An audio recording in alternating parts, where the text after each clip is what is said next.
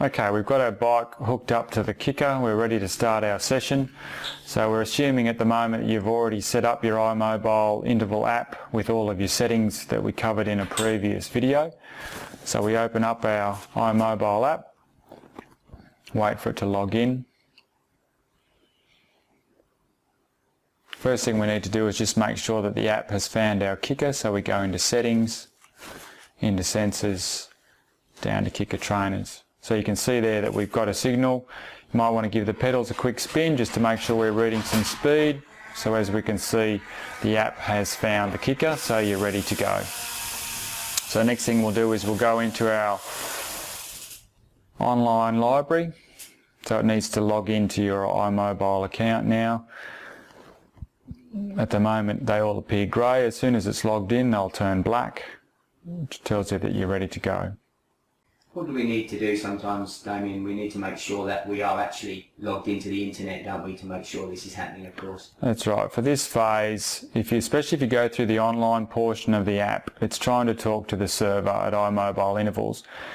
If you don't have data connectivity, you can just simply go direct into your workouts that you have loaded into the device. That way you shouldn't need any data connection.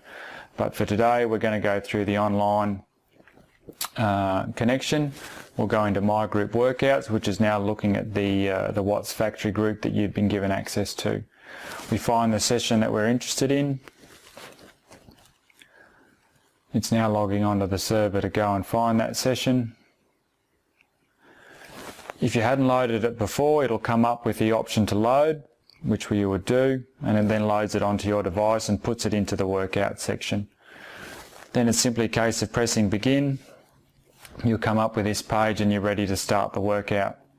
Now, advice to you at this point is to be on the kicker ready to go and start spinning. If you try to press play here without any sort of cadence going, the session will start, it'll load you up straight away and you might find it difficult to turn the pedals. So at this point I would be on the bike, I would start spinning the pedals, and then once I hit play. I will. So I was just thinking along the top there, Damien, either ergo or manual. What session should we be on there? It should be an erg for a pre-programmed session. That means it's going to follow the breakdown of the session that we've written. If you go into manual, then you'll be controlling the resistance level yourself. So for a pre-written session that you're going to use, we should be in erg mode. Okay, so once we've got a bit of cadence on, we can press play. So this is the screen that will come up straight away, that you can see that you're reading some wattage and you're waiting for the session to start. Off she goes. So on the right here that you can see that you've got your wattage targets that the kick is going to try to hold you to, and you can see the data that's currently displaying. That will then walk you through the intervals that we've got preset. You can see what session you're in at the moment. You're in the 5-minute warm-up.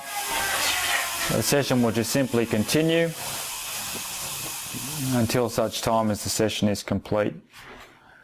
If for some reason you need to stop the session, you just hit the front page and hit pause.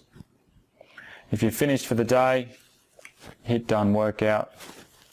Yes, we want to exit.